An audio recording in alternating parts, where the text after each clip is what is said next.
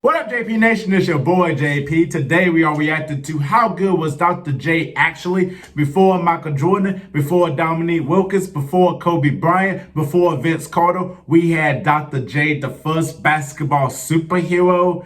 Just the creative dunks that he had in game and the dunk contest too as well. He just did it with such ease too as well, and class personified all the way. Before we get into it, make sure you subscribe down below to ItzJustJP for more basketball content. Comment down below and tell me what you may react to next. Make sure you like this video at the end. Click the notification bell. You will know when my next upload is on the road to 3K. Let's go in and get into the video. Julius Erving was the first basketball superhero and the first player who transcended basketball and entered pop culture. Even Michael Jordan before Michael Jordan made dunking popular. And was the first player with signature sneakers.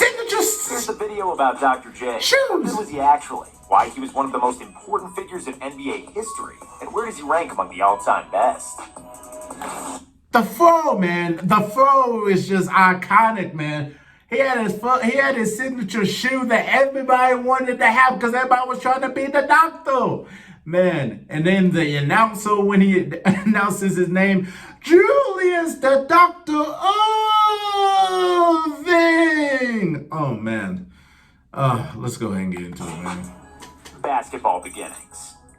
Julius Erving made his first basketball steps on the concrete playgrounds of Long Island, where he was born and raised. It was in high school where Julius got nicknamed the Doctor by one of his teammates because he was 6'7" with an enormous wingspan and some of the largest hands in basketball Crazy, history. right? He got nicknamed the Claw by an announcer in the famous Rucker Park in New York. They also called him the Houdini because of his spectacular moves, and Black Moses because of his afro. But Erving didn't like any of these nicknames, and he asked the announcer to call him Doctor. There, he became Dr. Julius, and ultimately, Dr. J, which became one of the most famous names in NBA history. After high school, Erving enrolled at the University of Massachusetts, where he spent 3 years. He delighted the crowds with 26 points and 20 rebounds per game, and he remains one of only 6 players in NCAA history with a 20-20 average. Julius did not come from a wealthy family and needed money, so he decided to leave college early and play basketball professionally. Because the NBA rules didn't allow teams to draft players if they were less than 4 years removed from graduating high school, Erving decided to join the ABA. He signed a 7-year, $500,000 contract with Virginia Squires in 1971 and immediately proved that leaving college was a good decision. Best player in the ABA.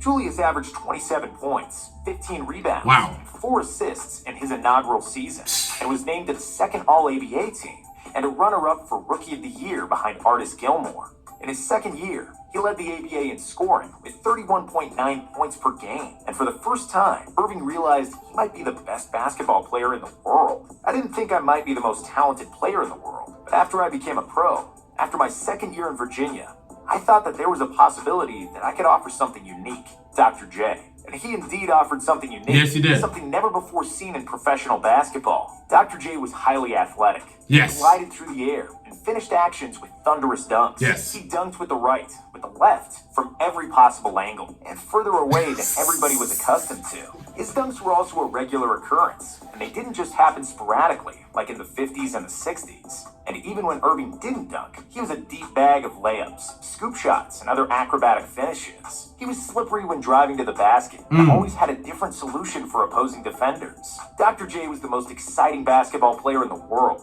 but he only started getting proper media attention after he got traded to the New York Nets. Now, before we get back into it, I want to go back to when he was in college at Massachusetts. They outlawed dunking because Lou Alcindor, a.k.a. Kareem Abdul-Jabbar, in UCLA, was just dunking at ease and was scoring at ease, just dunking the basketball. So they had to outlaw dunking because it was too easy for, Kareem and all of them that's dunking and everything. So they was like, you got to find another way to score the basketball too as well. There's something that they never mentioned right there when he was in college and all that. But, after he he did say after college and then when he got into the ABA, NBA, that he saved his legs to do some dunks and everything.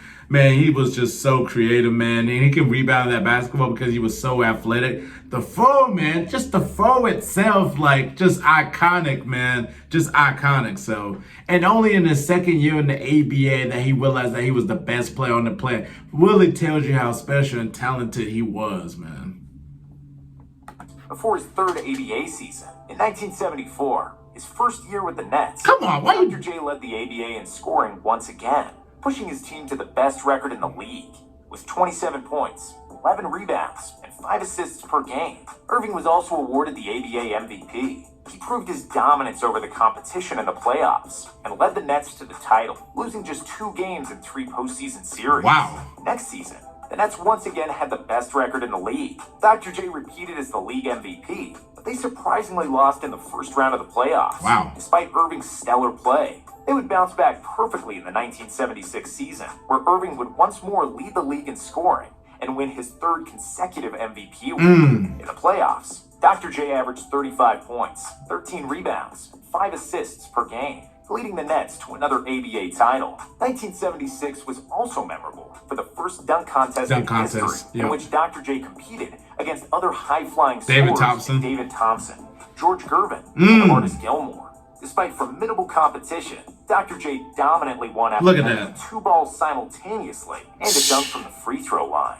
Iconic. NBA merger. Iconic. Let's go back to it. Let's go back to it. Oh, man. Despite formidable Hold on, competition, just one second, Dr. J dominantly won after dunking 2 balls simultaneously and a dunk from the free. Iconic. Iconic. Dunking from the free throw line. Iconic. Just iconic. You still talk about it to this day. When you talk about the greatest dunks of all time in the dunk contest, we're still going to be talking about Dr. J's free throw line dunk. We've seen Michael Jordan did it 12 years later, you know, in Chicago, right there, doing the free throw dunk. Or was it 87? 87, 88, between those times. We've seen that with Jordan 11, 12 years later. Dr. J, man. Just Dr. J did it. He did it. With like minimum competition, but I wouldn't say minimum competition because David Thompson was a high flyer, man. David Thompson was a high flyer. They call him Skywalker for some reason now. I mean, come on now. A dude could jump really high. Throw line, ABA-NBA merger, and departure from the Nets. After the 1976 season, Dr. J was by far the most popular ABA player, and arguably the most popular basketball player on the planet. He was the first basketball player to enter popular culture, and people who knew nothing about basketball could find out about Julius Erving from magazines, papers, and even comic books. Wow. The 70s were a wild era for the NBA, and particularly the ABA, where plenty of teams struggled to meet payroll demands and keep their franchises. The NBA also didn't like that the most popular player in the world played in the ABA, and they feared that others might follow. So the leagues did what was speculated for years at that point, and made a merger. The ABA era was now over after 9 years of existence. The Nets, San Antonio Spurs, Denver Nuggets, and Indiana Pacers were absorbed into the NBA for the 1976-77 season, while the rest of the ABA players joined other NBA teams via a draft. Before the 1977 NBA season started, the New York Knicks demanded almost $5 million from the Nets for invading their territory and settling as the second NBA franchise in the city. Between that and the expansion fees for getting to the NBA, the Nets owner didn't have enough money to give Erving a raise that he promised him. After the salary dispute couldn't be resolved, the Nets decided to sell Dr. J to the Philadelphia 76ers for $6 million, only 24 hours before the start of the season. Philadelphia 76ers. Dr. J joined a stacked 76ers team that featured all-stars George McGinnis and Doug Collins, and a young and super talented future all-star, Won't Be Free.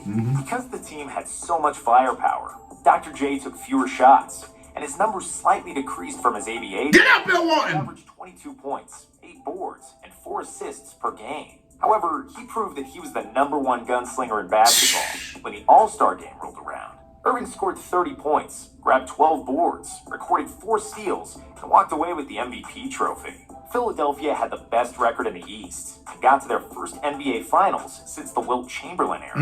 However, in the finals against Portland, despite 30 points, 7 boards, and 5 assists from Dr. J, Philly couldn't get past Bill Walton, who dominated the 76ers down low. Bill averaging was a 19 beast. points, 19 rebounds, and 4 blocks Do your in the homework. series. In the next couple of seasons, the Sixers management was trying to figure out how to build the team around Erving, realizing that they don't need so much scoring, but more defense. They transformed from the best offensive team in the league in 1977 and 1978 to the best defensive team in 1979 and 1980. Erving was again given the role of a primary scorer, which showed in the stats. For the 1980 campaign, he averaged 26.9 points per game, the 4th best mark in the league. The Sixers dominated the East and made another trip to the NBA Finals. Where they would play against the LA Lakers. The league MVP Kareem Abdul-Jabbar. Come on, let's go was back best to that mark one in again, the league. please. The Sixers dominated the East Look at that. and made another trip to the NBA Finals, where they would play against the LA Lakers. How do you do that? Like, just go, like, take the ball and then reverse it, like, from the back of the court and reverse it in. That's skill.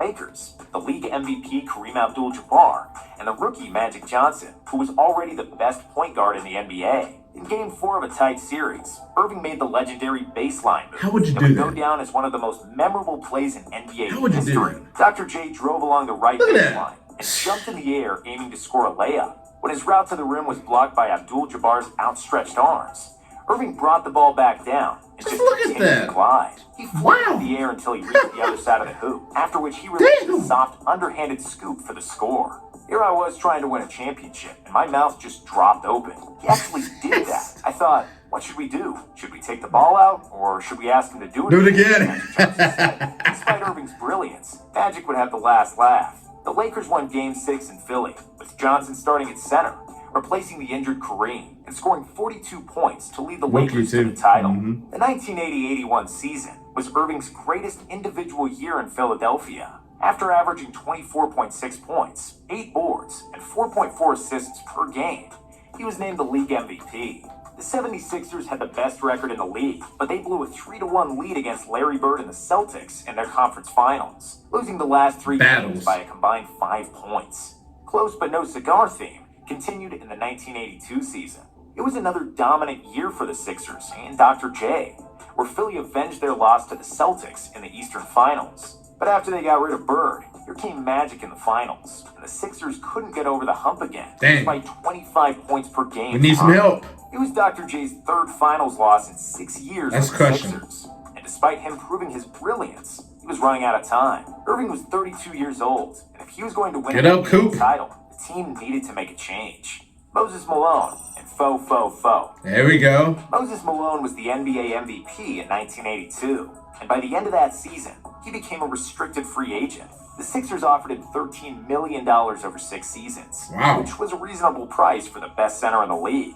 The Rockets' ownership was stingy and short-sighted, and they decided not to match the offer, and the news was treated as a second Christmas in the Erving household. That is a Dr. J Christmas. finally had a dominant center to battle the Celtics and the Lakers, the only missing piece during his tenure with the Sixers. With Moses, Erving, Andrew Toney, and Mo Cheeks, the Sixers finally looked like a championship team, and they steamrolled through the regular season, winning 65 games and securing home court advantage throughout the playoffs. Malone was named the MVP of the league for the 2nd consecutive time, and before the playoffs, Moses predicted that Philadelphia would go Fo, envisioning a 4-game sweep in each of the playoffs' 3 rounds. He was proved wrong, but only by a hair, as the Sixers lost just 1 game throughout the playoffs, going 4-5-4, or 12-1 overall. In the finals, they swept the Lakers, as Malone out-rebounded Kareem 72-30 in 4 games. Damn. Even though he was now the 2nd best player on the team, Dr. J had finally won an NBA Well championship. deserved. The Sixers would make the playoffs each time for the next 4 seasons, but they couldn't make another finals. Dr. J kept averaging I tell you what, man, that's Philadelphia 76ers team in 82 and 83. One of the best teams of all time. Dr. J, Moses Malone, Andrew Toney. If you don't know Andrew Toney, do your homework, man. The Boston Strangler. Bobby Jones, 6th Man of the Year. Mo Cheeks. You know, assistant defense too as well. That 76ers team was so underrated, man. One of the best teams of all time. Definitely check them out, man. Definitely check them out. solid numbers, even at the age of 37, when he ultimately retired after the 1987 NBA season. Legacy. Dr. J retired as arguably the best small forward ever at the time. He is still in the all-time top 5 at his position. He made the All-Star. Can we see that again? Ooh. Can we see that again? Legacy. Dr. J retired as arguably the best small forward ever at the time. That's a Michael Jordan move Still right in the there. all-time top 5 He at did his it first. position. He made the All-Star team in the playoffs in each of his 16 seasons. And he scored over 30,000 points in both the ABA and NBA. Impressive. Apart from scoring, Erving was also one of the best defenders of his era, which is proven by his 2 steals and 1.7 blocks per game over his entire career. Facts. An outstanding number for a small forward. 4 MVPs, 6 finals, and 3 titles are the highlights of his career. But he meant so much more to the NBA than that. He was the catalyst for the NBA and ABA merger. And he was the biggest superstar when the league desperately needed one. When basketball games weren't always televised, and when the future of the NBA was in financial jeopardy. Dr. J was the epitome of cool. He revolutionized the game, and every kid and aspiring player wanted to be like him, just like everyone wanted to be like Jordan in the 90s. In fact, almost everything that MJ did in the 80s and 90s, Dr. J did it a decade earlier. Whether it's having a signature shoe, dunking from the free throw line in a dunk contest, or making an iconic layup in the NBA Finals. Man, Julius Erving's legacy lives on, man. One of the greatest players of all time, one of the greatest small forwards of all time. I'm surprised a lot of people don't really, mention his name as like one of the greatest small forwards of all time. You hear Larry Bird, you hear LeBron James, you hear Kevin Durant, you hear Scottie Pippen, and don't really mention Dr. J enough, man. Dr. J was the truth, man. First basketball superhero, man. Like everybody wanted to be like Dr. J. He made it cool, to play basketball. The throw is just so iconic. I keep saying that, but it's so iconic. Having your signature shoe too as well that everybody was trying to get and cop. The way he dunks the basketball at ease, man. He was a great player, great rebounder, great defensive player too as well. And just one of the most popular players, just one of the most popular players. Dominated the 70s in his position.